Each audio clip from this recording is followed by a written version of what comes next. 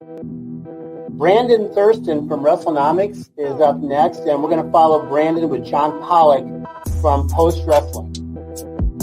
Thank you, and good afternoon, everyone.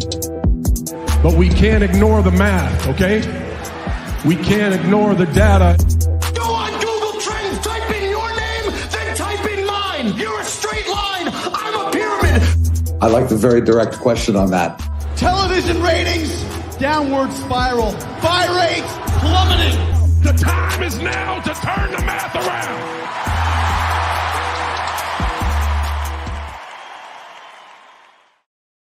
It is John Pollock and Brandon Thurston here with another edition of the show. We're back, your third show of Pollock and Thurston in the past week, and we are T-minus 6 days until, in a very civil fashion, Americans will go to their polling stations, mark down their candidate, and then accept the results. And many of them already have.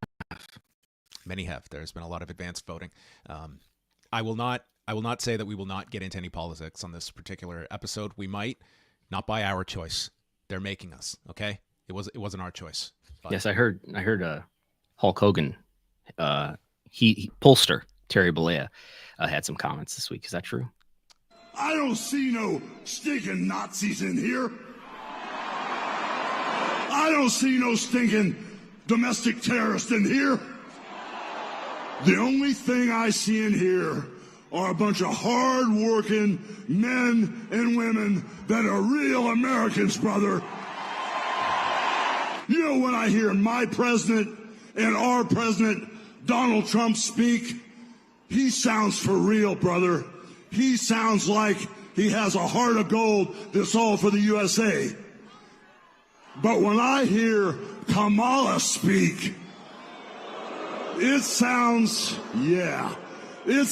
like a script from Hollywood with a really, really bad actress.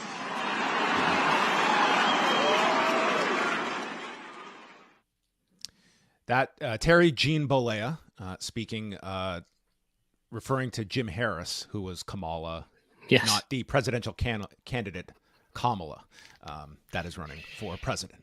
Yes. I heard he was saying that the polls are not accurate too. That it's obviously Trump is way ahead, and they're not. It's not a dead heat as it appears to be. Well, they have a secret weapon in Hulk Hogan because the man is traveling the country peddling his all-American beer. So he is interacting with which is like a poll in itself. Exactly. Everyday Americans, and he doesn't believe the polls because anecdotally, he runs into a lot of Trump supporters. So you know what, Nate Silver, eat it, okay? Hulk Hogan, he knows from state to, there are no swing states up for grabs here. It's too big to rig. Yeah, it's going to be a landslide, and if it's not, that's how you know it's not real. Yes. So we have what are all of our representation? We had Dana White at the Madison Square Garden rally. He was there too with Hulk. So this was like the RNC sequel. This was this was like the horror remake. We had, everything represented on stage throughout these 5 hours at Madison Square Garden. And yes, Mick Foley has now come out. He is vociferously campaigning for Kamala Harris, coming at odds with his longtime rival, The Undertaker, who is supporting Donald Trump. So trying to keep track of all of these professional wrestling / MMA endorsements. Yes. Yes, well, we haven't heard from Vince or Linda is involved, of course, with the transition team as well. That is very accurate. I mean, this kind of transitions to our follow-up from last week with the Ring Boy lawsuit, and of course, Linda McMahon named as one of the defendants. How would you assess the coverage since we last spoke, Brandon, in terms of in comparison to when the Janelle Grant lawsuit was filed to this one here? Certainly within wrestling media, I think this was a pretty prominent story, and this was definitely covered beyond just wrestling media. In terms of television coverage, I didn't see much. I know like Law and Crime did a segment on it, but I think that's YouTube. Is that only. television? Yeah, I think that's YouTube only. So I wouldn't say like this had the gravitas of the Janelle Grant lawsuit or any of like Vince McMahon's resignations, for instance. I saw it get digital coverage with major outlets. So like CBS News and so forth had articles about it. Yeah. And that seems to be where it is at this point. Lee Cole, I thought, did a really fascinating story, or a fascinating show, I should say, with Tom Cole, with both of their sister and their nephew, because in a lot of this, Tom Cole is only known through this one particular story. And in this, you got a much better sense of Tom Cole, his upbringing, a lot of the problems that he had growing up, and issues he had over the last number of years as well. Like humanizing somebody that is sort of just a name to many people and just known as a ring boy that was the victim of abuse. Right. I didn't know until you mentioned it in your update that he was even supportive of Linda in her political campaigns in the early 2010s. That was new to me. So there's kind of a relationship from Tom of, that at least with Linda, there was some sort of amicability there. Yeah. I mean, when like back in, I think this was the campaign in 2010 when, this scandal was being revisited because of Linda McMahon's candidacy, and Tom Cole was, I guess, contacted, and, he voiced his support for Linda McMahon at that time. And I mean, that was one of the aspects to this was, the fact that he had this very, very checkered history with the McMahons and by extension WWE, but did publicly support Linda McMahon during that particular campaign. And after that, I don't even know if Tom Cole spoke publicly after that. I think that might have been the last kind of public focus on Tom Cole, because I don't recall him doing any interviews after that, at least nothing on the record. Right. So we don't know what his opinion would have been at the end of his life. So that is about all there. I do encourage people to go back if you want to hear our interview with Greg Gutzler from last week. He is the attorney representing the 5 John Does in the case against Vince and Linda McMahon and WWE. And we also had a story from Brandon that included a statement from Jessica Taub Rosenberg, who is the representative for Vince McMahon.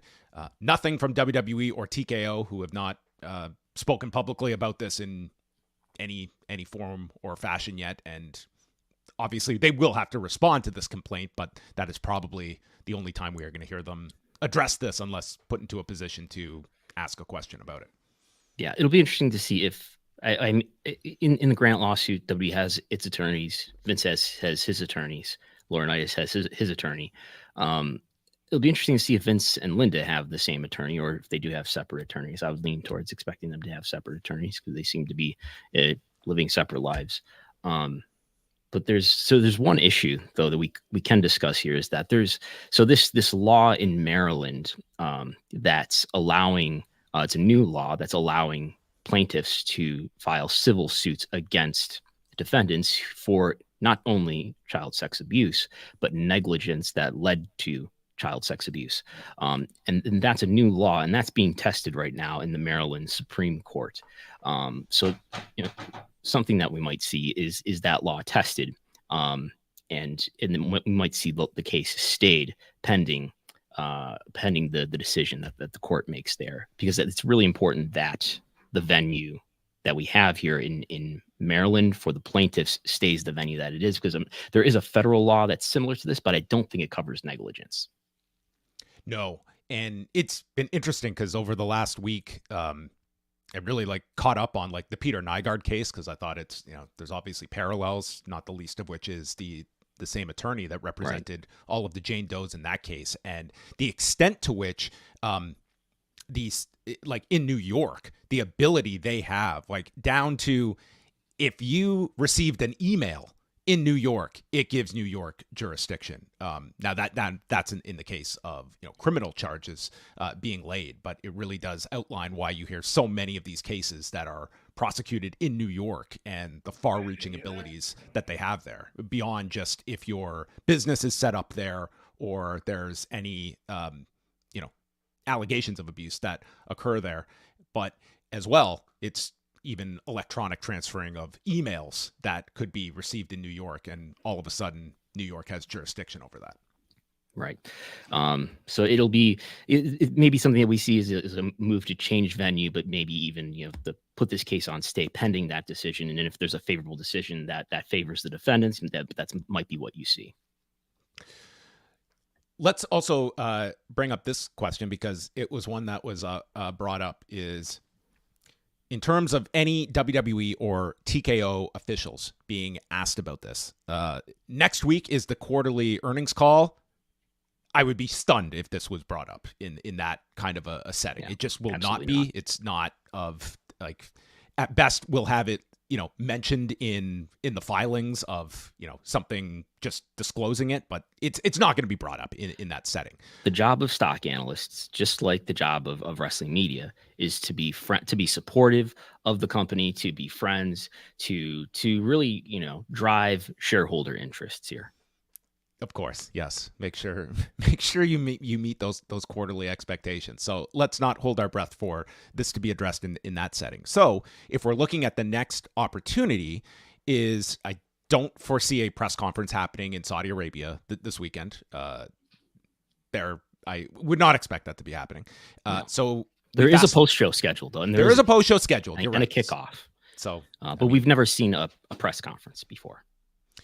So if we are to believe there will be no press conference there, then you're looking at Survivor Series in Vancouver on November the 30th. And the response I received from more than one person was, it's not fair to bring this up to Paul Levesque, who was not part of this company when the scandal when it took place. And it's not a fair question to be asking Paul Levesque in that scenario at a press conference. He is not the person to be asked about this. What would your thought be on that? Is that a valid reason to withhold asking Paul Levesque?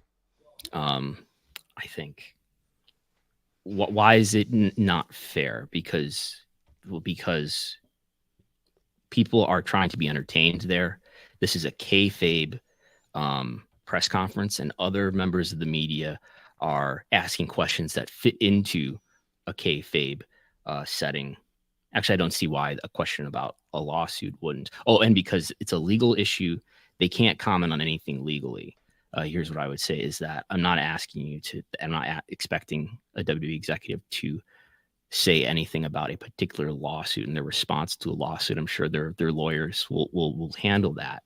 But there are questions when you add up not only the Ring Boy lawsuit, which I know, Paul Levesque, you were not there. You've only been with the company since 1995. Nick Khan, you've only been with the company since 2020. Nonetheless, considering the investigation that your board did in 2022, considering all the details that we've learned from, that are alleged in the Janelle Grant lawsuit and the details that are alleged in this Ring Boy lawsuit, what are you doing to make sure that things like this don't happen in the future? That's not even an adversarial question. That's not a question that's attacking anyone. It's a carefully phrased question that a good executive who's good at handling these types of situations could respond to in a way that is actually positive for WWE. But because so few people are willing to ask those questions, we seem like assholes for even asking them.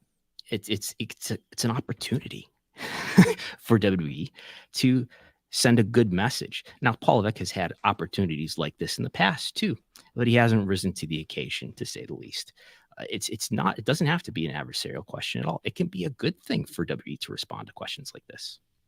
I think there's a big difference between an uncomfortable subject matter versus a oppositional painting that person asking that question as being in opposition to you. I think what many have looked at is the fact that WWE could very much project a positive light on themselves in this situation if handled with care and being delicate around this situation, without just ignoring it either.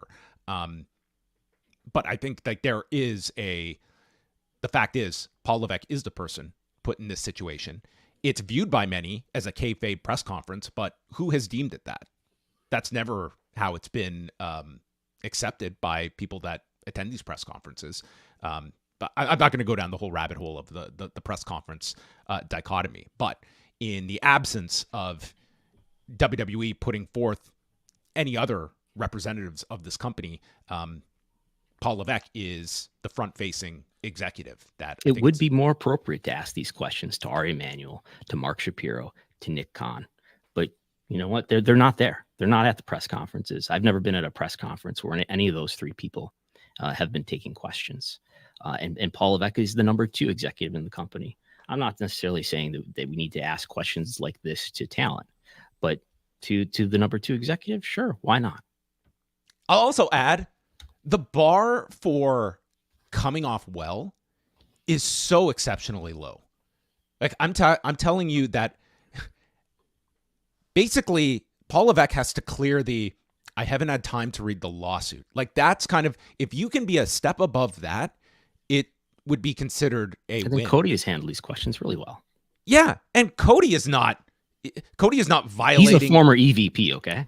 Like it's just like, to me, I still think this year, in terms of WWE representatives in these kinds of situations, like Shawn Michaels, to me, came off incredibly well right after the Janelle Grant suit. And he was asked, if you want to call Paul Levesque's questions adversarial, I mean, what Shawn Michaels was asked in that conference call a week later was 10 times more like right into his own like rumored discretions that he did deny being asked to him. And he handled them with grace. He handled them with a level of empathy that you don't typically get in these kinds of settings. And he was applauded for the way he handled these. I think there's an inherent value to just not necessarily having to be as open as everyone would like them to be, but meeting people to just a fraction of the way there of, this is horrific. This is why this would never occur under this administration. And we sympathize with these John Does that have carried this for decades, that we want to find the end result as much as they do and find some amicable resolution to all of this without needing to dissect this case and go into a legal strategy. And again, if that's not the time or place, then the alternative is nothing. These are the only times that we have to ask a question. And if they don't want questions like that, and this is not WWE ever, well, WWE did not pick me for a question on the most recent press conference I was at. They didn't let you in to a couple of press conferences where you were otherwise given access to be in the press box. So maybe there is a little bit of lever pulling on their part. You and I are one person now. Yeah, sure, why not? It's the name of the show. But there's been no direct, no explicit admonishing of us for any questions that we've ever asked. None. No, I can't state that I have ever had that, nor any restriction to ask. And I think it's more so, it would be something looked upon. But a month from now, I mean, will this still be a story that is in the wrestling zeitgeist that will be front and center for people to have an interest to ask about? We will see. Want to also discuss a story that came out on Tuesday from Mike Johnson at PWInsider.com, reporting that Vince McMahon is at least in the planning phases of his next act in entertainment to launch a entertainment hub company that would focus on producing and financing TV and film projects in the fiction and non-fictionalized genre, and things of that nature, I'm sure. The report goes on to state that it's rumored that former company executives Brad Blum, who was also, as reported by us for Front Office Sports, he was corporate officer number 2 in the Janelle Grant lawsuit, that he would be involved with this, as would Kristen Prouty, who served as an SVP as their Hollywood liaison and had been at the company for 19 years before being let go, or for leaving the company earlier this year amid cuts after the merger. Brad Blum also leaving the company earlier this year after 2 stints with the company, which coincided with Vince McMahon's retirement and unretirement when he came back. Yes, no. And I know Mike Johnson did spell out he does not know if Kevin Dunn is involved in this. No indication that he is yet. Which we're all thinking of now of who are the Vince allies who have left the company recently, and Kevin Dunn would be one. I suppose in some sense John Laurinaitis would be one, except for the couple weeks there where he was opposed to Vince and described himself as a victim of Vince as well before going back on that. And representatives for Vince McMahon have not responded to our inquiries regarding this story and some follow-up questions that we had. If we do receive any response, we will certainly convey those. But I mean, on the surface here, this like Vince McMahon is 79 years old, and there is a certain level of, I'm sure, angst on his part to resume his career. This is a classic workaholic that everyone would ascribe as one of his key characteristics. But comes at a time when he is mired in a federal investigation, an ongoing civil suit that's on stay for another 5-6 weeks, and how viable launching a company is going to be for someone that is surrounded by all of this scandal. And if he will be able to get something off the ground. Maybe you can also give an idea, Brandon, of how much he has liquidated over the last 18 months in terms of what he has in terms of startup capital that's right at his fingertips. Over $1 billion, I believe he liquidated from the closing of the merger through April of this year. So he's got a lot of cash, and there's a lot of money, but there's also, I think what happened with Slim Jim in January is an indicator of how much brands are going to be eager to work with him, or are going to be eager to avoid working with him. It's a problem to be associated with brands that are associated with things like allegations of sexual misconduct. All right, we are going to flip over to the other big announcement this week, and that came on Tuesday from WWE. They are launching their WWE ID program. So we're going to go first to the press release that was issued by WWE, and pulling it up here. And WWE ID. Under the program, WWE is going to provide prominent independent wrestling schools with the WWE ID official designation, with the goal of providing new trainees and existing talent at these select institutions with enhanced development opportunities, listing Booker T's Reality of Wrestling out of Houston, Cody Rhodes' Nightmare Factory in Atlanta, Seth Rollins' Black and Brave Academy in Davenport, Iowa, Elite Pro Wrestling Training Center in Concord, New Hampshire, and the Knox Pro Wrestling Academy in Los Angeles as the first WWE ID independent wrestling schools. Additionally, the WWE ID will identify top independent wrestling prospects with an official WWE ID prospect designation and support their developmental journey by providing financial opportunity and assisting with training, mentorship, and development, including access to world-class facilities, best-in-class ring training, athletic trainers, and more. WWE ID will give fans the opportunity to follow the paths of these standout prospects on the independent wrestling scene through curated behind-the-scenes content, as well as highlights and matches showcased across WWE's social platforms. A big initiative here by WWE that has apparently been in the works for quite some time. And I know, Brandon, you have done a lot of digging and have found new details about this that goes beyond just what was released by the company on Tuesday. Yeah, so I've talked to some people who are aware of how this program is working, and so we've learned here, and you'll notice here in the press release, they're only mentioning schools. Now you could look to Reality of Wrestling, Booker T's school, which is also a promotion, but at this point they're only working with schools, not yet working with promotions. I've been informed that there is no financial support even yet going to these schools, but multiple sources have informed me that there are some independent wrestlers already who are under contracts related to this program, and we haven't been able to identify yet who those wrestlers are, but it has been confirmed to us by multiple sources that there are indie wrestlers who are taking indie bookings, and they're quietly at this point under deals. I think it is possible that we'll see in the future, we'll see some announcements about who is under a deal related to this program. But one source who's close to the program informed us that there are currently no restrictions on these indie wrestlers to work for what promotions they can't work for or whether they can lose. And this would naturally raise the question, well, can they even work for AEW? And I think if this does become public that, these wrestlers here are under deals, developmental deals, then I would expect that AEW will just avoid them and they'll end up not being booked. It seems like one of those situations where does it even need to be spelled out in a deal? Like if you are attached to one of these contracts, are you willing to just take a extra work for AEW for one night? I mean, where it becomes interesting would be if AEW had interest in you and what is going to be the scale of which these WWE ID prospects are being paid. And if AEW wants to, hey, you create some buzz around yourself, we're willing to offer you a 3-year deal at X amount above what you're making. Do you have that ability, or will you be locked to a deal that forbids you from signing a contract elsewhere? Right. We'll see what we're able to learn once people who are under these deals are even identified. But one motivating factor, I believe, here is that this program will help them reduce their antitrust risk, which is something that I think this company and this parent company, TKO, are very conscious of, given MLW sued WWE last year. The lawsuit was settled at the end of the year for $20 million.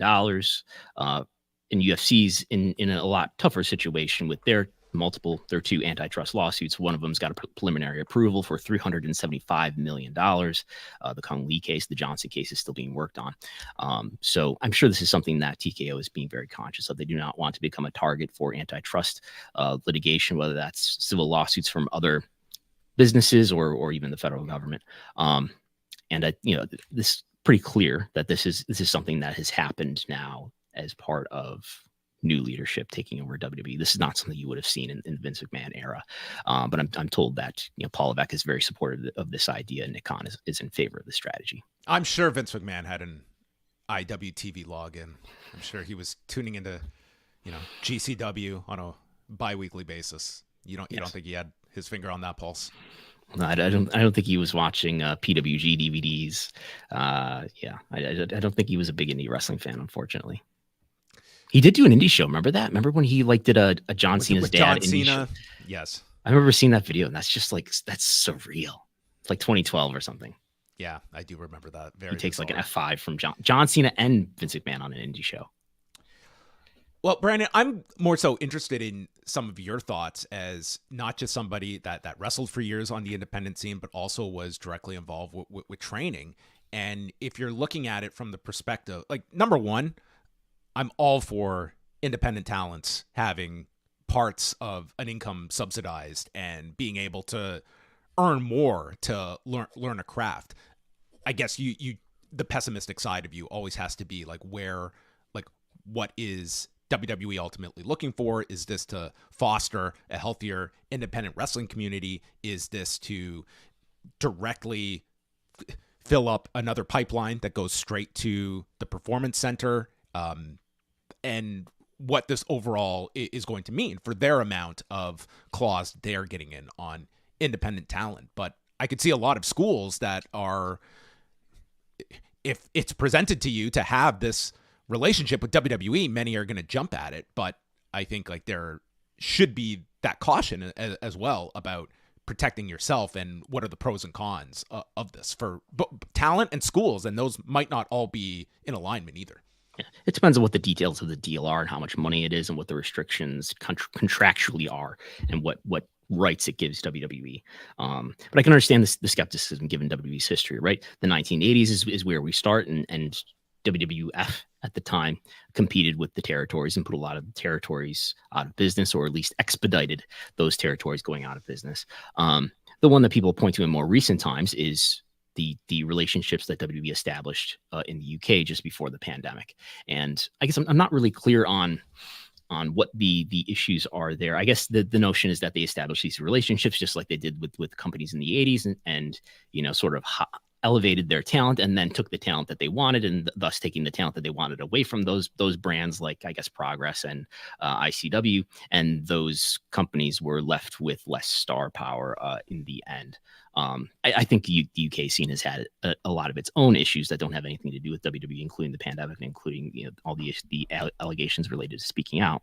But the US indie scene has had its own issues, I think, just since AEW has launched. Like, this is, to me, the US indie scene that we have now is sort of the indie scene that you have when you've got two pretty strong companies that are just properly identifying talent.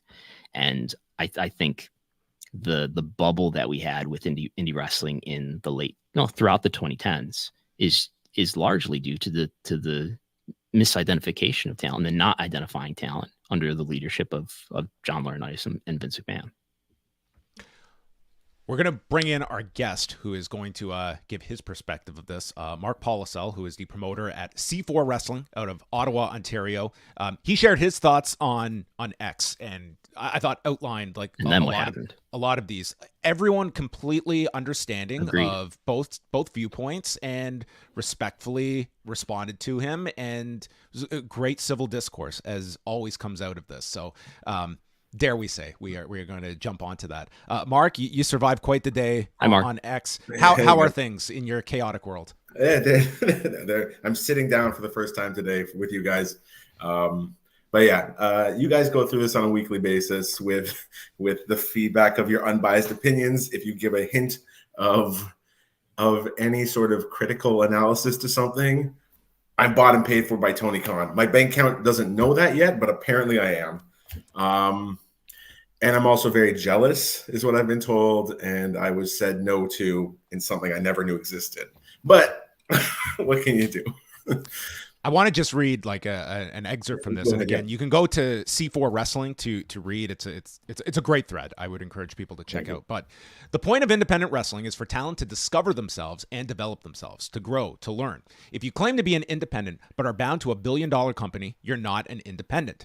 If you're a young trainee, there is no fast track to the big leagues. I know when you're 19, 20, 21, etc., it may feel like it is a now or never type situation to make a career in wrestling. Don't rush yourself. Pride yourself on growing and traveling. And I'll just summarize at the end, because sometimes you may notice, Mark, on these threads, they don't make it through the entire thread to the end.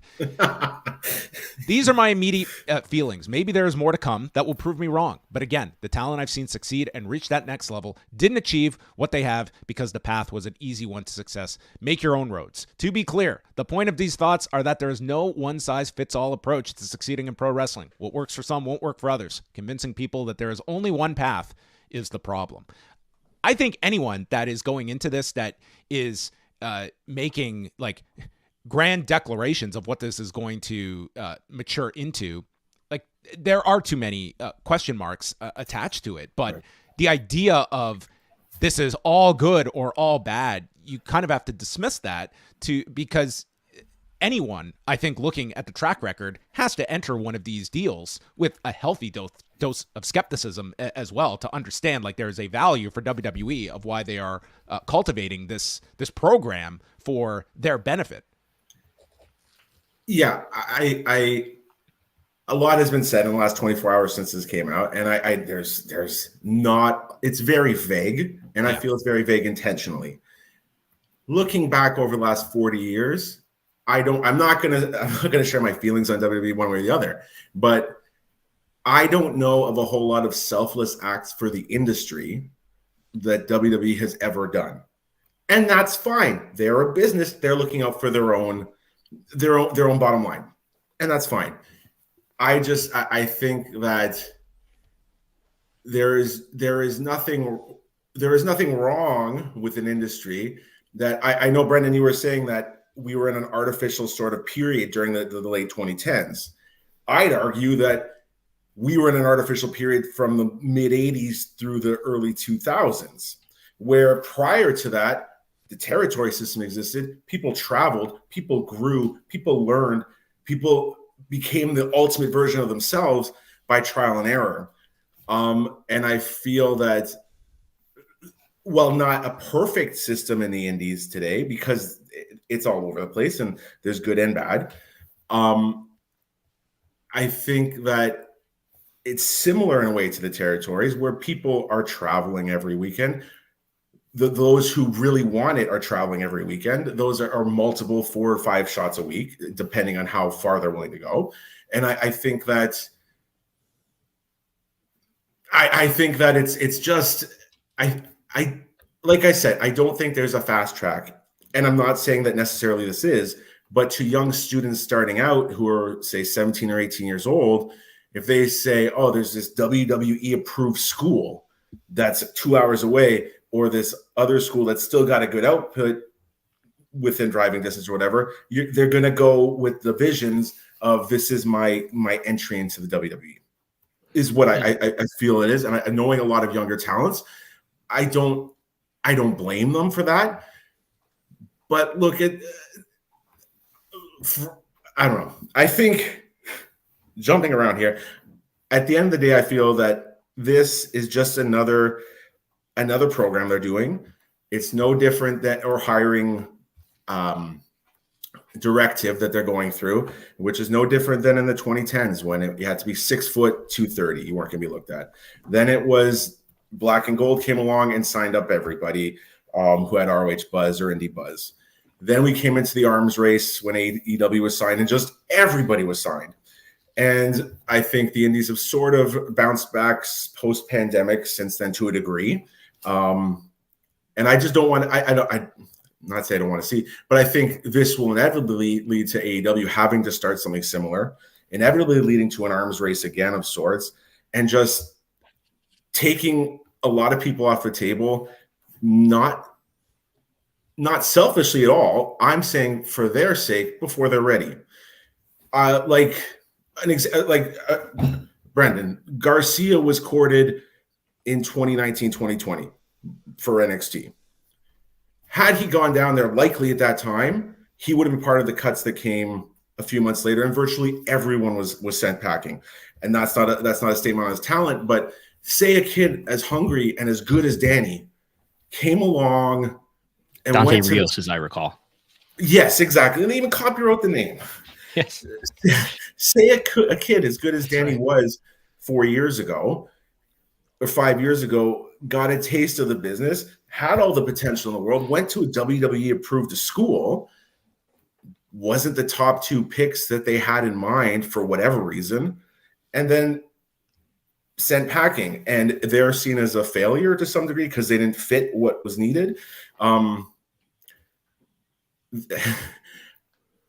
There is I agree with a lot of what you're saying, Mark, but I feel ultimately it's like for a lot of these guys who are, it's an incredibly tough road on the independents. And if this is flashed in front of you, no one's playing the long game on this. It's going to be something very, very enticing, and 100%. It's going to be very hard to dissuade people from.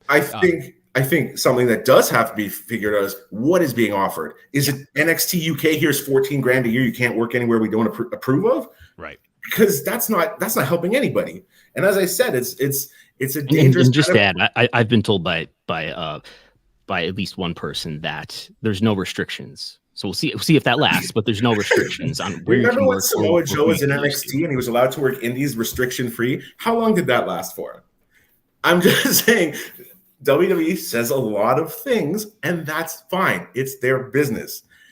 But for 40 years, we have seen those things, and we have seen the ultimate direction where most of those things go. Maybe I'm completely out to lunch on this, and I am just this bitter early 40-year-old promoter who's mad I have to pay my talent now or something. I just think logically, which is a scary word for a lot of people, it's not going to be for the benefit of everybody. And I get that why it's not supposed to be. Yeah. Do you have any concern that, so one thing I've heard from people generally is that this might lead to a more homogenous wrestling style because people might just start to conform to, and we've seen a track record of this throughout the developmental history of WWE. People might just start to conform their style to what they think or what they've been told WWE wants, and that leads to a more homogenous wrestling style in the indies, which really benefits from having a wide variety of kinds of wrestling.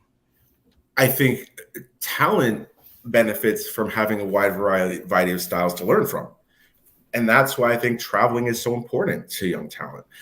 Getting international exposure or experience is so important. There is no one style of wrestling. We've been told because of one company that blew up in the 80s that Northeastern American style was the style and anything else was Southern wrestling or whatever. The beautiful thing about indie wrestling is there is no house style. The people who will knock me for what comments I made were going off on indies being dangerous and setting each other on fire and what. These are people who've never watched indie wrestling. They've seen clips pop up on Twitter. They believe that WWE took everyone out of smoky bars with 200 people in them. And you're not going to win those people over. But I just learning and styles, having a house style, it's just homogenized style is not for the benefit of anyone, because again, if you're a 19-year-old kid and you enter that into one of those schools, I'm not saying you're not going to learn the fundamentals. I'm not saying you're not going to learn the basics. I'm not saying you're not going to get a good start. But if you are cut, you're going to have a whole lot harder of a time to adapt and grow outside of there, because you're going to be taught, well, that was the WWE approved and accredited method of learning. And that's a dangerous mindset, I think, because that's pushing that this is right. And in art, there is no right or wrong. And professional wrestling as an art, and independent wrestling, I have always loved, because it's such a melting pot of styles and a melting pot of personalities and people, and not trying to fit a certain bubble. And that's the other thing, is what are these schools suddenly going to, and I know they're all just connected 5 schools right now to people in WWE, sure, but it's like, if again, going back 5 years, using Grapplers Anonymous as an example, Puff isn't getting into WWE like the look. Andy Williams, you're too old. Like, these guys who are great talents and passionate individuals aren't going to fit the mold that I fear will also go back to, okay, this indie developmental idea didn't work. Let's go back. Everyone has to look like wrestlers, 6'1", 230 once again. Like, it's just, as I said, we've all been around enough to see these cycles of, okay, it's next in line. Okay, it's black and gold. Okay, we're not going to hire indie wrestlers. Okay, now we're going to sponsor indie wrestlers perhaps, which is a great idea in theory, until the restrictions will start popping up inevitably. They can't lose. They can't work anything streaming. They can't, like, these things will come up. They 100% will come up. And I'm sure there's people watching this who are like, you're just paranoid and bitter. But looking to history, there's nothing indicating that it won't happen again. So if we go with the theory, they're completely hands off. This is financial sponsorship of wrestlers. Okay, that's one potential avenue that comes out of this. As a promoter, what would be your concerns if one of these talents comes to you and states, with this deal, XYZ on a show? Like, what are the concerns you would have in terms of booking talent that may come with added caveats that you need to adhere to in terms of booking these talents?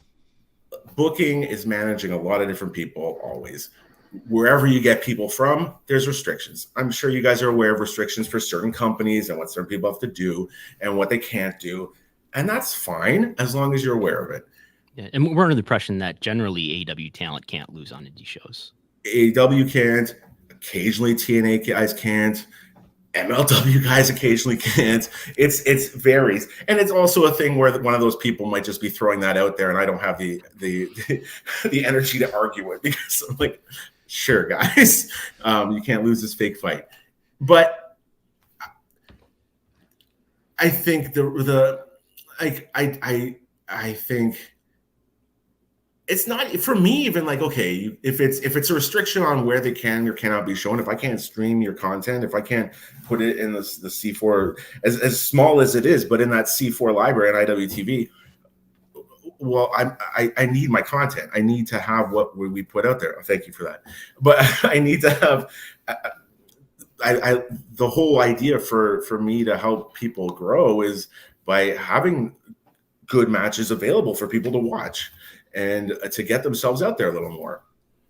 I don't think logically, if it's just a sponsorship thing, I don't see suddenly the intelligent people out there saying, well, now my price is this. I just think that would be, they'd shoot themselves in the foot. That doesn't make sense. Right.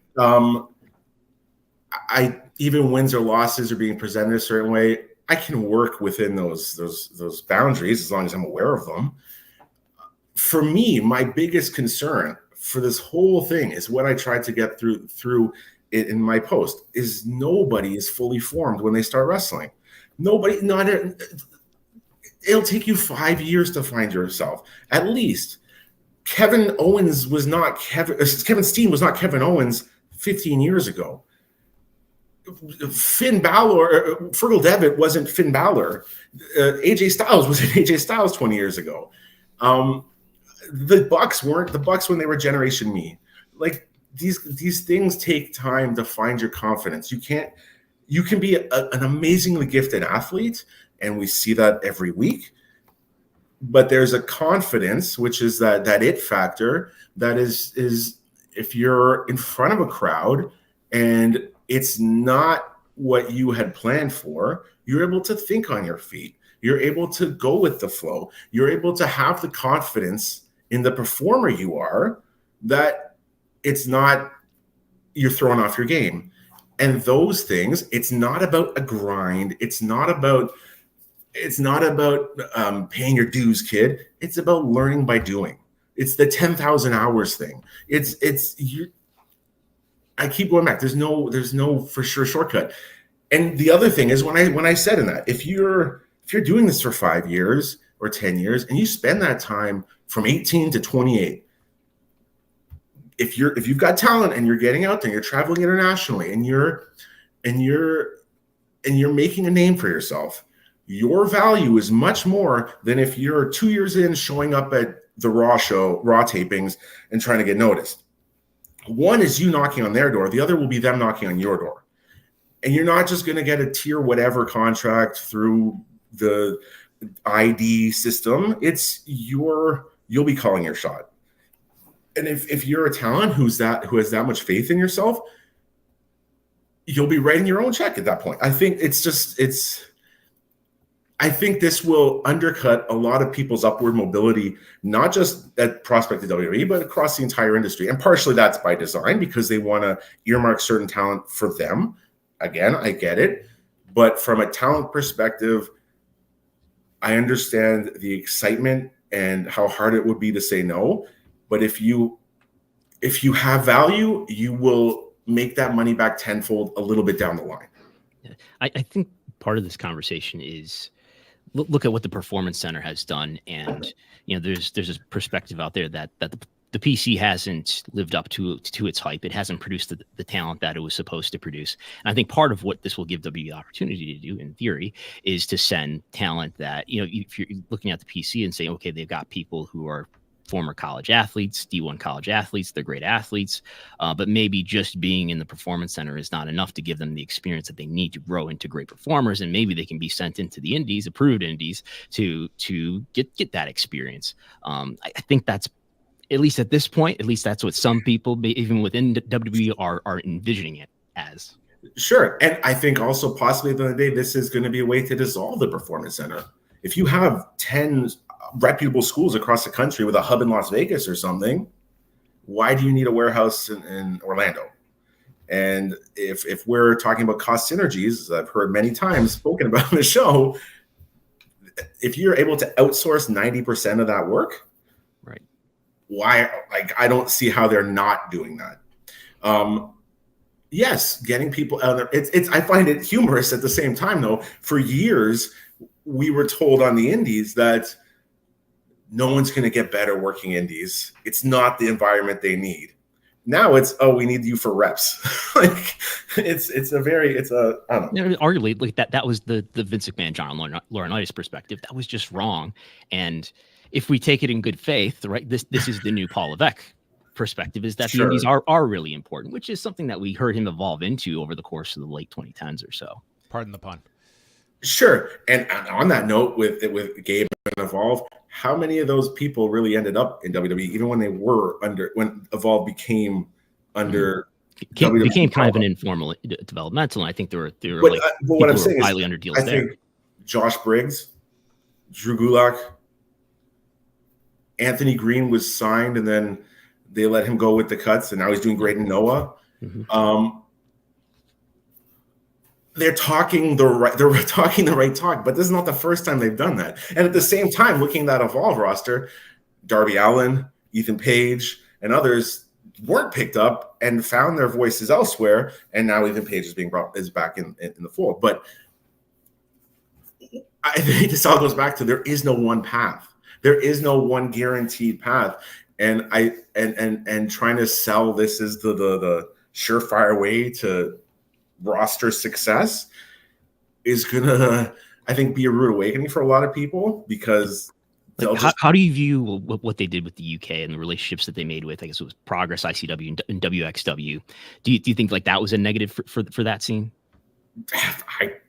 There was a lot of negatives going on with that scene, and it's hard to. Look, they sold people on something that, for various reasons, could not come to fruition. COVID obviously probably ruined a lot of their plans, but also NXT UK was in itself a very reactionary measure to counter the world of sport, a revival. So they do these things over the years that are they'll say the right things, but they're very reactionary, or they're very, again, not in a negative way, but it's self-serving.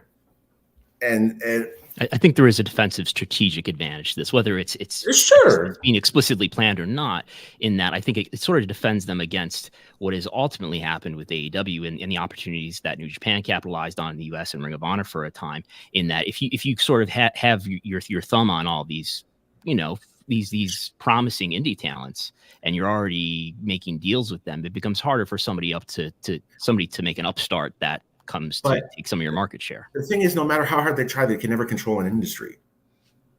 And that is what this comes down to. That is, okay, they sign 150 people to ID contracts across North America, let's say. Just throwing out that number, I have no basis in reality for that. Okay, but there still could be 20 or 30 or 40 other really great talents that are going to carve out something on their own and find success on their own. You can't control an industry, no matter how hard for 40 years one company has tried to control an industry. There's no way to do it. And yes, they're the Kleenex of professional wrestling. I get it. And that's what, just like UFC for MMA, TKO has these brands, and that's what it's about now. It's the biggest market footprint. But I'm really not paranoid or worried, but I sound very paranoid when I say it's hard to trust a company that they're doing this for the better of everyone, because they're not. What's going to be most interesting is, I think, like, the first real test will be WrestleMania weekend next year, when in theory you're going to have talents under these deals, whatever the number is. And when you hear, like, the most lucrative weekend of the year for a lot of these talents, and instead of being able to take 8 bookings, it's, hey, we need you at Access today, and your overall deal is what covers this, and you can't go do Game Changer and then cross town and do this show. Like, that will be a very interesting weekend when you have some of those guys that are taking all these different bookings, and that would be a weekend that WWE wants to have these talents under a certain spotlight. I think another thing that, like, there's this idea that they're going to get ahead of the next indie star by signing them at this stage. But again, Bryan Danielson wasn't Bryan Danielson when he was working in Memphis in 2002. The Motor City Machine Guns aren't main eventing like SmackDown last week and winning the tag titles in Madison Square Garden 20 years ago, even if they signed them at that point. There were warehouses filled with people after in Heartland and Memphis and UPW. OVW after buying out WCW. Like, you can acquire all these things you want. That doesn't mean it's going to perform the way you want it to. One more question for me, Mark, is, as you're around so many independent talents, and for years, like, a lot of the thought process is that so many of these performers, it's still they grew up with WWE as the ultimate goal. Have you seen that shift in these last 5 years, that AEW is a more attainable option for some talents, or do you still feel like that is going to pull on a lot of people when it comes to making these decisions, that WWE is still the be all end all, and now it's within grasp for me with one of these deals coming their way? Yeah, I think it's hard for anyone, even like AEW's only been around for 5 years, so it's hard. There hasn't been a generation raised on it yet. Yeah, that's WWE has generational audiences, and that's one of their strongest assets, right? Is that generational audience. So you have even talents who are 20 years old who've been watching for 10 years or whatever since they were kids. Yeah, WWE is the be all end all. I do believe that people are starting to see more opportunities in an AEW or elsewhere. And I whenever I talk to a young talent, it's WWE will always be there. It's not going anywhere, and likely AEW will be there for just as long. They're fine too right now, and there'll be these opportunities waiting for you. Just because you're 19 years old now, again, it feels like you got to do it now. You got to do it now or never. Spend 5 years or even 3 years just working on yourself and traveling and trying to make yourself a bigger asset. And yeah, to answer your question, I think there's some younger guys, like a guy like London Lightning, who young kid, an Evil Uno and Stu Grayson student, has really started to break out locally, and AEW took a liking to him and used him a few times here and there. And I think that opened his eyes as another path that these young guys probably didn't see. And I'd sure love to see something like Dark return for a lot of these guys, as that really was an avenue for many indie talents to get in the doorway that way. But yeah, I've said it before, there's never been more opportunities to make a living as a professional wrestler than there are in 2024. You have AEW, WWE, TNA, all three of those are paying well. CMLL is on fire. There's opportunities in Japan. There's televised. There's stuff like even MLW. It's televised. You get an opportunity to get yourself out there. Just as a young talent, try exploring every option before locking yourself into something that could cut you at your knees down the road. Because WWE, he might not think much of you and keep you under this deal for however long this deal is, where other bookers or promoters could see something in you that they're not allowed to touch for however long because you're locked into this certain deal. Just be aware of what you're agreeing to as well, I think would be advice that I'd give. Last thing, Mark, do let everyone know here how they can follow the work you're doing and where they can check out on IWTV, because Mark has been, it's no exaggeration, he has spent his adult life promoting independent wrestling, and C4, they always have a lot of buzz attached to their shows that happen pretty much on a monthly basis in Ottawa. Basically, yeah, since 2007, November 29th, we're celebrating our 17th anniversary here in Ottawa. On c4wrestling.com, you can click get tickets or watch us on IWTV. We don't usually stream live. We'll put it on the Tuesday following, just because there's so much weekly content on a Saturday night on the indies. I'd rather give it 2 days and then let people see the show. And people are finding our stuff and enjoying our stuff. We've got a very talented roster. Like I mentioned, Grapplers Anonymous, there's several great talent out of your neck of woods, Brendan, who've really worked hard. And using Young Jay Lee, right? Young Jay Lee is amazing. Young Jay Lee. He's one of the last trainees I worked with. Yeah. Yeah, he's such a good kid, and yeah, but yeah, there's a good crop out of there. Even though it wasn't a WWE accredited learning institute, it's still very good. Well, Mark, thanks so much for joining us. Thank you, guys. I imagine there's a lot of promoters and trainers out there that probably have a lot of similar thoughts. And I don't know how many of them maybe want to speak openly about it, because there's a lot at stake here for people. And I think that it's very important that, this, like, history is usually a guide for the future, and it's worth having healthy skepticism. But I'm sure everyone will agree unanimously with our discussion today. So thank you so much for joining us, Mark. Thanks, guys. All the best. Thanks, Mark. You too. Take care. All right.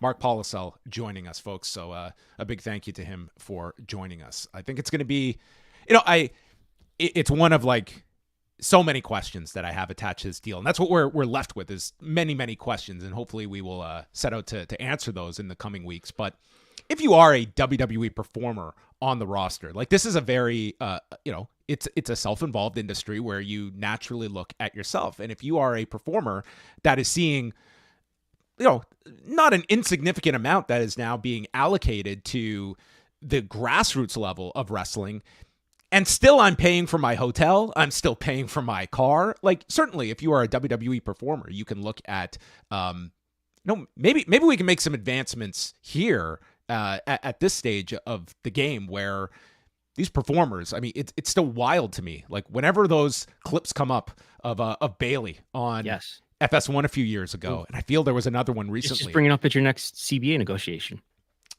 You know what? It slipped the agenda at the last time they sat down for their last collective bargaining agreement to talk about the percentage they'll get for the Netflix deal. But again, it's like it brings up all of these interesting questions. And again, we will see what happens. I will say this: for this many months into the WWE TNA crossover, like, what we have seen, number one, is that we've seen NXT talent go over there. We've seen them lose. We've seen TNA benefit from this. Like, their attendance, like, they did 3,000 people this past weekend at Bound for Glory. I would label this so far, like, this has turned out well for... It's been a benefit for TNA. It has been a benefit for TNA. I think it's been very clear. They've been working with Noah in Japan. They've worked with Noah. They're sending Shinsuke Nakamura back there. I mean, it certainly remains to be seen. But I think anyone going into this with either, as we stated with Mark, like, to go in this, like, this is can't miss, this is completely positive, or this is going to be the death. I think any of those extremes you have to eliminate. What has Noah benefited more from, working with WWE or working with Kijimoto? Oh, geez. I mean, with Keiji Muto, I mean, entertaining from the outside to watch this man operate. But yes, it has been, the Abima relationship has really brought all those parties together. But let's have the quick PC discussion. Is this an admission of the failure of the WWE Performance Center, which launched in July 2013?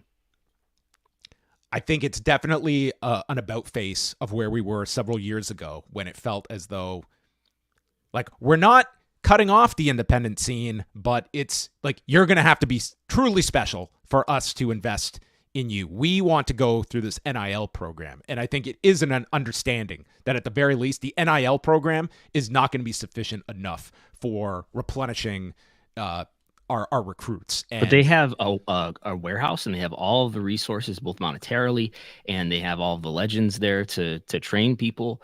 Why has the Performance Center's output been disappointing? And if it has, why?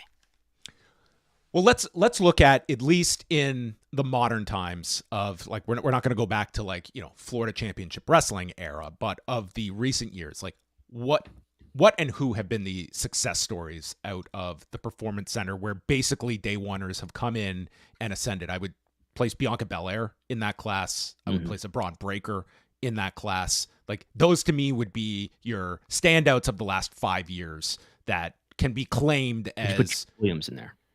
Trick Williams, I would add in as well on top of that. I know Braun Breaker did, like, under 10 matches, I think, before he got to the Performance Center. So I consider him a Performance Center product. And perhaps you're looking at, hey, if in a 5-year span, if we get a Bianca Belair, a Braun Breaker, and a Trick Williams, who I think are all people, could you make the argument that in the next, Bianca Belair has technically headlined a WrestleMania. A Braun Breaker and a Trick Williams headlining WrestleMania, is that potential in the next 5 to 10 years? I think definitely. So what is the level of success needed to qualify this enormous investment as a success if you get 3 to 5 of those performers that could be main event level performers at a WrestleMania level over the course of and just to throw some other names out there, and there's caveats we could put with these two, but Braun Strowman, Baron Corbin, let's see here, Liv Morgan, in terms of people who are, and I think there's these other cases of people who quickly were used on the main roster, even in really high profile spots, like Ronda Rousey, who's I think she might have had some rehearsals at the performance. I don't know if she was trained one or two, as she would outline in her book, or 30. Even, I mean, look at some of the celebrities like Bad Bunny. Suddenly, I mean, I'm not saying that they were products of the PC. What I'm saying is almost the opposite, in that they were quickly pretty good, and I'm sure there was a lot of rehearsal. And I'm sure in the case Logan Paul is the next one I want to bring up, as somebody who's obviously a gifted athlete, as we see in his boxing career, but somebody who's just suddenly able to be a really good wrestler, and maybe that's just athletic gifts plus a lot of rehearsal time. I think it's the argument of the people that come in. If you have, number one, I think athletic pedigree is still very, very high on their list of requirements. Number two is having a more than cursory love for this industry, that it helps that you're a fan, like a Bad Bunny or someone that at least understands the industry. And I think that is the intangible, that if we can get those together in concert with our team, we can produce a Logan Paul to do 6 to 7 matches per year. That obviously his athletic skill sets him apart, and he has clearly an aptitude for this, and beyond just a cursory interest in professional wrestling. And the idea meaning that I'm sure there are plenty of NIL talents that they have signed that are looking at this as an opportunity, but not really understanding what they are getting into. You go directly to the independents, and if you're somebody that is coming up to the independent system, there's going to be a much better hit rate. It tells you something about that person's passion, I would say. That has more than not been a versus somebody lifelong being offered fan a contract by WWE and understands what they are getting into, as opposed to a college athlete that has come up in a totally different system than the independent professional wrestling scene, which are very, very different. As I was saying to you earlier today, on one hand, it's hard. I look at the Performance Center, and they've got all the resources in the world, and I've had some experience training people, and we've had a few people who names people actually recognize now, including Daniel Garcia, Kevin Blackwood, young Jay Lee, Daniel Rios for Dante Rios. Who I, along with others, we trained. So it does. Considering that, I look at the Performance Center and all the resources and time that they've had, they should be doing better than they are, I think. And I don't know why, without being there and experiencing what that culture is like. But you would think that you have people whose jobs it is. I trained people who had part-time jobs, jobs and went to school and stuff. But it's like they're living there in Florida, and they're being paid a full-time living to just do this. It's hard for me to wrap my head around why they haven't been able to produce more good wrestlers. But it's hard to know without being there.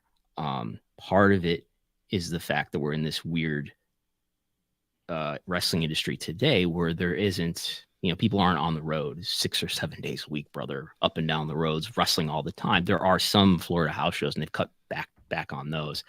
And maybe part of this new strategy is not just the funnel up into WWE, but the funnel coming out of WWE of people who need experience that the PC can't give them.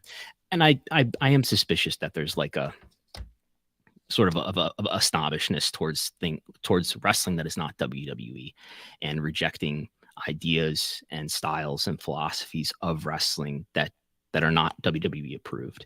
You're gonna have to cite your sources to make such a grand statement like this. That. Is just an opinion. This is the just last 5 years. I've not seen any evidence of this. That and non-WWE presentation of pro wrestling would be completely rejected.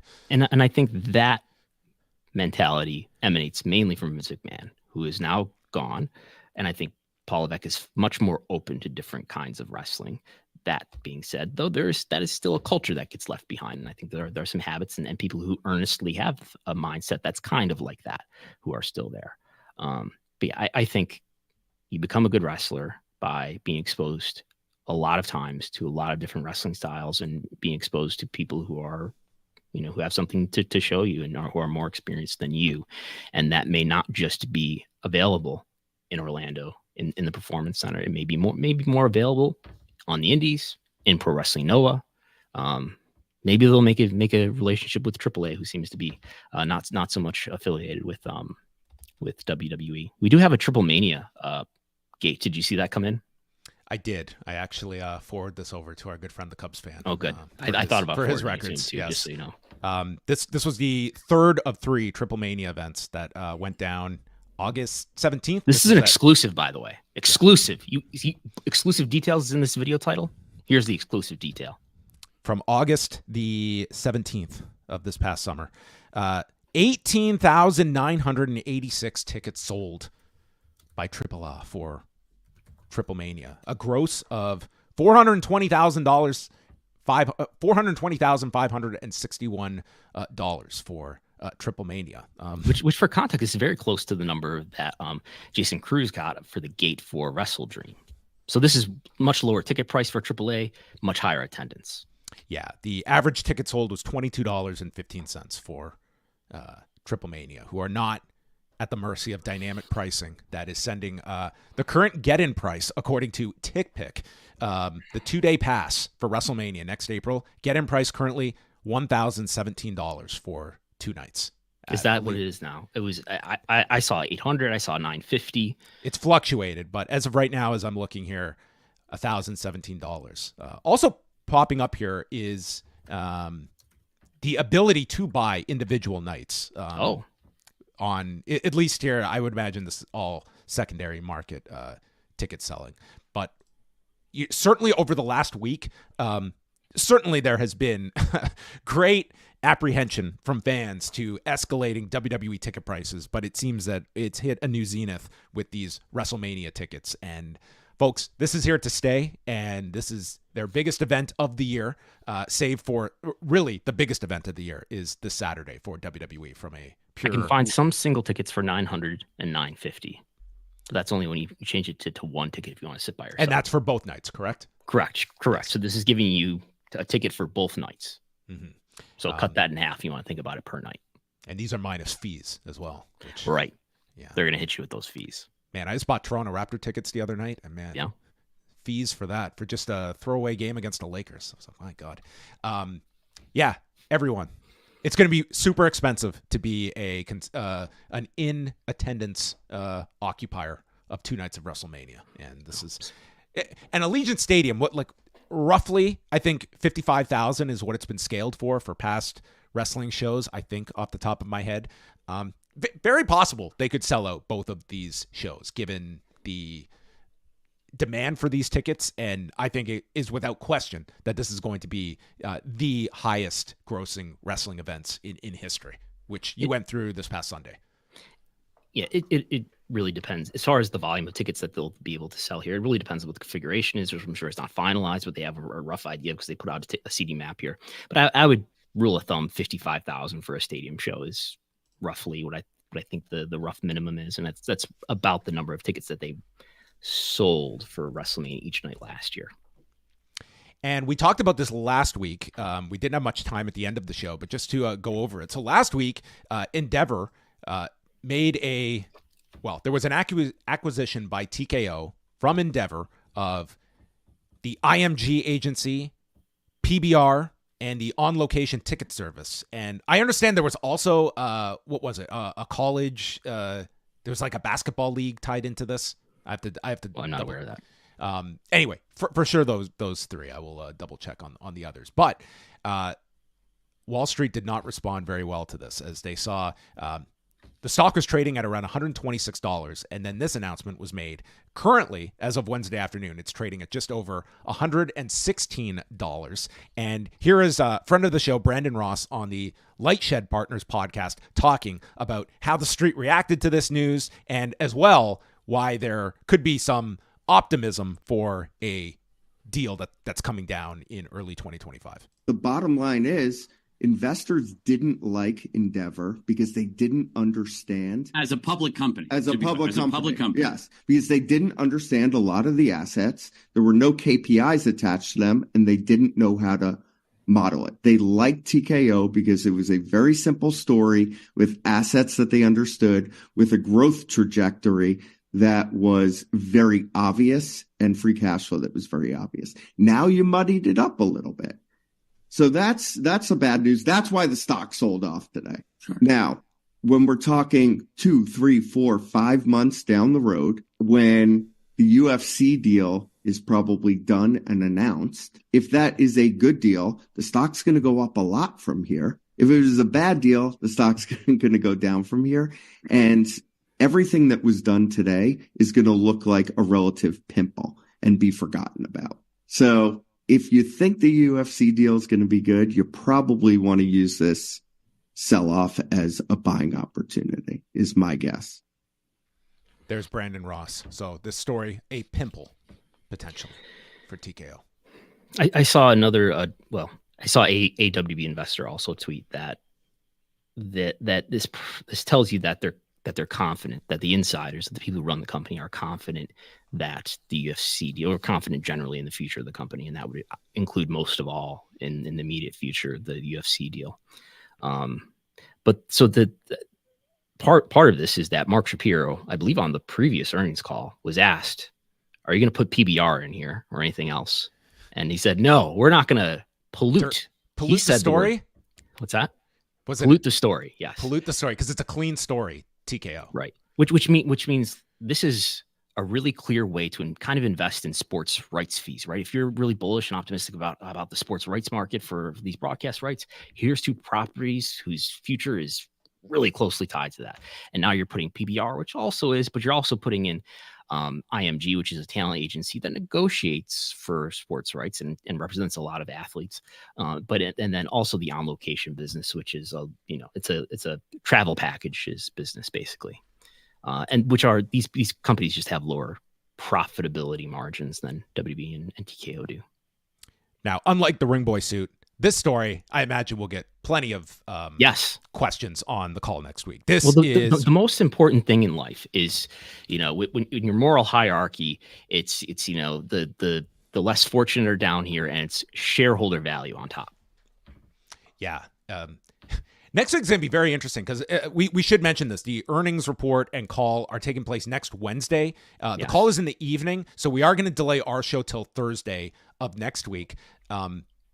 I think as well, like the results, we probably won't have a clear winner from the election on Tuesday, but that could very well be something of interest to on the call as well. I don't know necessarily, but could be a very interesting call coming the day after the in what way? Election. Like antitrust? Plenty of it, yeah. Of labor issues, concerns about potential labor issues. Potential, like what a Republican administration means for a company like TKO that's been very attached to this administration. I mean, the larger question to me is what that could mean for Vince McMahon, seriously, to have in terms of a federal investigation. I don't think he can be pardoned. I don't think pardons can cure him of his civil lawsuit issues, but maybe not the civil one, but federal investigation. Yes. Anyway, let's not get into all of this this late in the show. All right, that is all. We have a couple questions. We have a couple questions on the board here. Jake from the Windy City says, "I don't think WWE ID is great news for AEW as well. They haven't done that much homegrown talent development, in my opinion, outside of the Nightmare Factory, which is now a WWE ID school." Listen, AEW. This is a measure that I don't think you can just roll over and not have some kind of response to this, because ultimately it's constant replenishing of talent. And like, if you are AEW, does this inform you of a new strategy when it comes to cultivating your own talent at the independent level? Because quite frankly, this is going to leave you without access to a lot of talent when WWE is putting these resources into identifying those talents very early in their career. So I do think there needs to be some response to this. And the larger effect is, like, today we have 5 schools attached to this. In 2 years from now, like, that number could be 10x. And if you're talking about all the main wrestling schools that are attached to this, that's absolutely going to inform the way these performers are being trained, of where they are being directed toward. Like perhaps that is a sky is falling outlook to this, but you naturally have to be looking at like where the spread of this is going to happen, and the amount of schools that WWE is going to attempt to bring under this system. One defensive strategy I guess they could employ is offer the WWE ID indie wrestlers big money to come in and like be squashed in handicap matches against like Wardlow or something. There's a creative idea for Wardlow too. I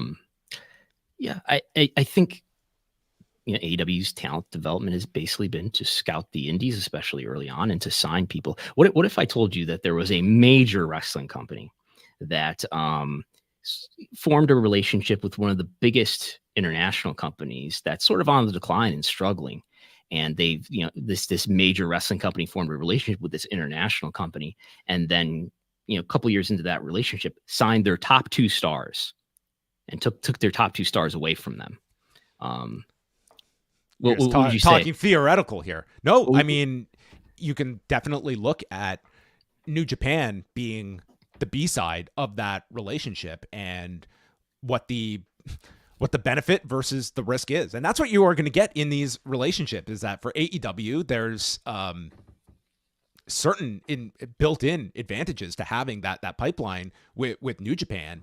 On New Japan's side, like, yeah, you have access to talent several times a year, and you get to, partake in this Forbidden Door event each year. But at the same time, yeah, to that measure, like, you have lost your franchise star that you spent a decade building the entire company around. There's definitely like detrimental effects to that partnership that New Japan has to assess. Like, do the positives outweigh the negatives? Yeah. I guess New Japan calculates that it's a relationship that's working out well enough for them. I would say it's pretty clear that AEW has gotten the better version of that. But it very much, if this was WWE, I hate to say it, but if this was WWE, I mean, people would be sounding the alarm. This is exactly what we're talking about today, on a much larger scale, I would say. In terms of it is. I mean, yes, there's Naito and there's Tanahashi, but they're on the back end of their careers, to say the least. And you got Ospreay, who's coming up here, who's in a position to be your main eventer for a number of years to come. And Okada, as you said, is a major star that they built up. And you introduced them to your audience, just like in the 1980s. You introduced them to your audience on TV, made sure they knew who they were, and then you signed them. But it's but AEW doesn't have that track record of being a predatory major company, and they are a much smaller company than WWE. We've also got, they have announced Kenny Omega is going to be a Power Struggle on Monday and appearing there. You would think that sets up something for him in a New Japan ring as well. Like, these are the things that you're going to balance. For all the talk, like TNA, again, I think they've benefited a lot from this relationship with NXT, but it's not as though NXT is sending their premium talent to work in TNA. It's like, this past week, like, Bound for Glory had Wendy Chu and Brindley Reese, but there is still a benefit from that. And these are all the things that you have to weigh. There's clearly the philosophy. I see it in a number of ways from WWE, in that they want to use, with any other wrestling company in the United States, they want to use NXT as the comparison point, whether it's comparing ratings, which have become quite comparable with Dynamite and NXT. But even at first, they wanted to, there's a, sort of a message of, they're just competing with our developmental league, and you're not going to see Roman Reigns show up in TNA or something like that. Certainly, it's they want to, that's the comparison point, is that these other U.S. companies are comparable to our minor league, because they are minor league. Thanks for the question, Jake. We appreciate it. Yes. And we also had, this was addressed to Mark, who's now gone, but do wrestlers think bigger picture outside of their own bubble, for lack of a better term? Do they think about all aspects of the industry, or just about them? I think what this question is getting at, I guess I could tell you, I haven't been involved in any wrestling since 2021, but in my experience, independent wrestlers, and this probably goes for wrestlers in general, the majority of them don't have like a close handle on the inner workings of the industry. They know how to perform, and they're really good at doing all the things that are involved in being a performer, and not just the stuff that happens on screen. But I think that's a really important thing for people to understand, the lay of the land and what's happening here, and that's That's a valuable thing for a wrestler to have, I think, is to understand the machinations of what's going on. What's WWE's motivation here? Yeah, and I'll also state that for a lot of these talents that we're probably going to be hearing attached to these deals, like we are talking about like 20, 21-year-olds in a lot of these different cases. Okay, it's like do the math of like these people that were not even born by the time this was a post WCW, post ECW industry, and you're talking about the idea of getting booked a handful of times a month, and suddenly an envelope comes with the WWE logo on it. Like that carries a lot of weight with people, and you're almost like getting a press credential. No, that too. Some people also dream of that happening.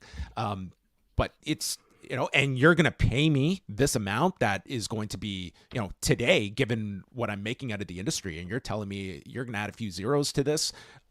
It's extremely, it's extremely enticing. And for some, it may turn out to be a total success story. There are going to be success stories that come out of this, but it's also weighing like, by saying yes to this deal, what am I also quietly saying no to? Like, what are going to be restrictions? What are going to be downsides to this? It's weighing it. And unfortunately, you are going to have to wait for evidence to see what these mature into and whether these are, what this is cracked up to be and the benefits and negatives of it all. But yeah, I remember when I was in the military, there was something that they taught us in some class about warning against being in awe of rank.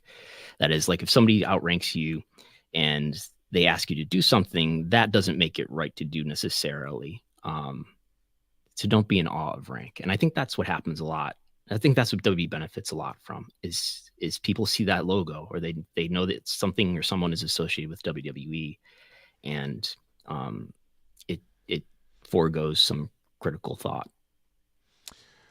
On that note, we are going to bid everyone a farewell. It's been a packed edition of Pollock and Thurston. So next week, we're back on Thursday. So we will cover the earnings call. And if we have some time, we're also going to go over some of the Observer Hall of Fame candidates next week as the deadline is looming. Will you be voting this year, Brandon? Yes, I've basically got my ballot done. Okay. I have to sit down and do my ballot, but I'll do that by next week. So that's coming up next Thursday, same time, 1 p.m. Eastern time. This coming weekend, we have got myself and Wei Ting. We will be doing a show on Saturday after Crown Jewel, and Sunday, Brandon has a free edition of Wrestlenomics Radio happening at the Wrestlenomics YouTube channel that everyone can check out at 11 a.m. Eastern time. That's right. All right. Patreon.com/Wrestlenomics. Yes, Brandon will make sense of all the week's problems for you this Sunday, 11 a.m. Eastern. Thank you to everyone for tuning in, and that concludes Pollock and Thurston. Big thank you to Mark Pollesel for joining us, and you as well. Goodbye.